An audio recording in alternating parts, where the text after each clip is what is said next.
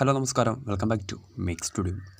IPL 18-ാം സീസണിൻ്റെ play off റേസിന് വീര്യം കൂടിയിരിക്കുകയാണ്. നിലവിൽ 3 ടീമുകളാണ് ഇതിനോടകം തന്നെ പ്ലേ ഓഫ് കാണാതെ പുറത്തായിട്ടുള്ളത്.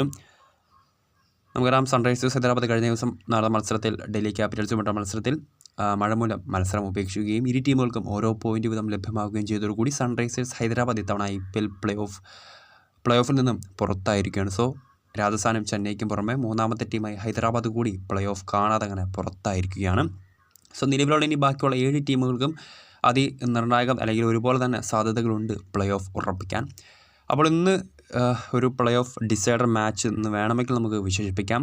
ടേബിൾ ടോപ്പേഴ്സായിട്ടുള്ള ഗുജറാത്ത് ടൈറ്റൻസും കരുത്തരായിട്ടുള്ള മുംബൈ ഇന്ത്യൻസും ഇത് നേർക്കുനേർ വരാൻ പോവുകയാണ്. ജയിക്കുന്ന ടീമിനെ സംബന്ധിച്ച് പ്ലേ ഓഫിലേക്ക് ഒരു പടി കൂടി അവർക്ക് അടുത്തെത്താൻ സാധിക്കും. ഇരു ടീമുകൾക്കും 14 പോയിൻ്റ് വീതമാണ് ഉള്ളത്. സോ ഇന്ന് ജയിക്കുന്ന ടീമിന് ഒരു 16 പോയിൻ്റ്, ഒരു unofficial play off cut off ആയിട്ടുള്ള 16 പോയിൻ്റ് ഉറപ്പാക്കുകയും പ്ലേ ഓഫിലേക്ക് ഏതാണ്ട് എത്താൻ സാധിക്കുകയും ചെയ്യും.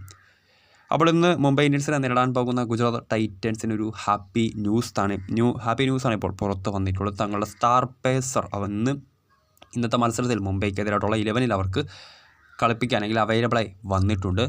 ഇത്തവണ IPL ഓപ്ഷനിൽ ഏതാണ്ട് 10 കോടി രൂപ മുടക്കി ഗുജറാത്ത് ടൈറ്റൻസ് കൂടാരത്തിലേക്ക് എത്തിച്ച south African pacer Kagiso Rabada കുറച്ച് ആഴ്ചകൾക്ക് മുൻപ് അദ്ദേഹം പരിക്കേറ്റു എന്ന പേരിൽ അദ്ദേഹം നാട്ടിലേക്ക് മടങ്ങുകയും G20 സീസണിൽ കളിക്കില്ല എന്ന് വ്യക്തമാക്കുകയും ചെയ്തിട്ടുണ്ടായിരുന്നു.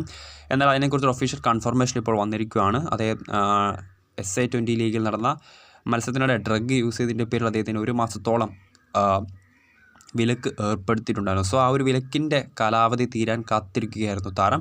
സോ ആ ഒരു വിലക്കിൻ്റെ കാലാവധി തീർന്നതോടുകൂടി ഇന്നത്തെ മത്സരത്തിൽ ഗുജറാത്ത് ടൈറ്റൻസിന് വേണ്ടി താരത്തിന് കളിക്കാൻ സാധിച്ചേക്കും. GTയുടെ ടീം ഡയറക്ടറായിട്ടുള്ള വിക്രം സോളങ്കി തന്നെ ഒരു ഒഫീഷ്യൽ കൺഫർമേഷൻ തന്നിരിക്കുകയാണ്. മുംബൈക്കെതിരായിട്ടുള്ള പോരാട്ടത്തിൽ GTയുടെ പ്ലേയിങ് 11-ൽ കഗീസോ റബാഡെ അവൈലബിൾ ഓപ്ഷനായിട്ട് അവർക്ക് പരിഗണിക്കാൻ സാധിച്ചേക്കും.